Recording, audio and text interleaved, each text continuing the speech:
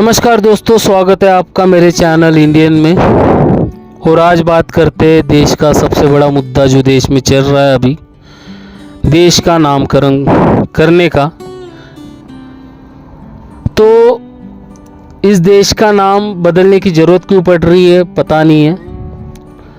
जो वर्तमान सरकार जब से आई है तब से पहले इन्होंने शहरों के रास्तों के नाम बदले, फिर कई शहरों के नाम बदले गए और अब बारी है देश का नाम बदलने की। तो विकास हो रहा है, चेंज हो रहा है, कोई नई चीज़ क्रिएट की जा रही है। तो चलिए देखते हैं कि इस इंडिया का भारत नाम होने के बावजूद कॉन्स्टिट्यूशन में इंडिया मेंशन करने की क्या ज़रूरत पड़ी और ये शब्द आया कहाँ से। इस शब्द को डॉक्टर बाबा साहब आम्बेडकर, जो कि 50-60 प्लस डिग्रियां जिनके पास थी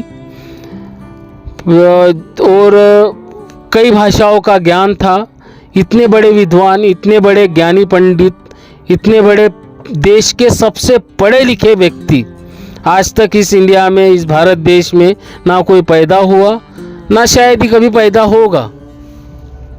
तो ऐसे व्यक्ति ने जब इंडिया शब्द कॉन्स्टिट्यूशन में मेंशन किया तो कुछ सोच के ही किया होगा। और कॉन्स्टिट्यूशन के आर्टिकल 1 में साफ साफ लिखा हुआ है, India that is Bharat. India means Bharat.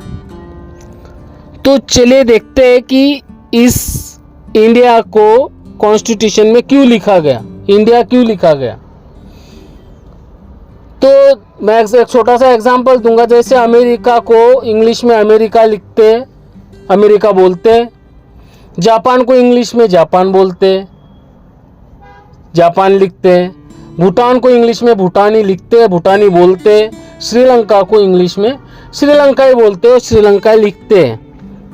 Bangladesh को भी, नेपाल को भी इंग्लिश लिखते हैं, इंग्लिश बोलते हैं। तो इतना ही नहीं, तो भारत देश का जो पड़ोसी मुल्क है, जो हमारा सबसे नज़दीकी, सबसे पास वाला देश है पाकिस्तान, उसको भी इंग्लिश में पाकिस्तानी लिखते हैं, पाकिस्तान ही बोलते हैं। तो वे भारत को ही इंग्लिश में इंडिया क्यों कहते हैं। तो आपको बता दो, ऑक्सफोर्ड डिक्शनरी के अकॉर्डिंग इंडिया ये शब्द कहाँ से आया। ये इस देश के, इंडिया के 99% लोगों को अभी तक पता नहीं होगा कि इंडिया का ये क्या है, इंडिया का मीनिंग क्या है, इंडिया क्यों कहा गया है। कॉन्स्टिट्यूशन के अकॉर्डिंग तो इंडिया लिखा गया है, इंडिया दैट इज भारत।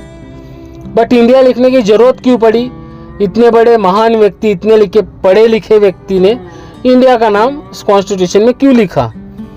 तो थोड़ा सा इंडिया को स्पेल आउट करते हैं। India means I for independent, N for nation, D for declared, I for in, A for August. अगर पूरा सेंटेंस अगर बनाते इसका तो बनता है इंडिपेंडेंट नेशन डिक्लायर्ड इन अगस्त।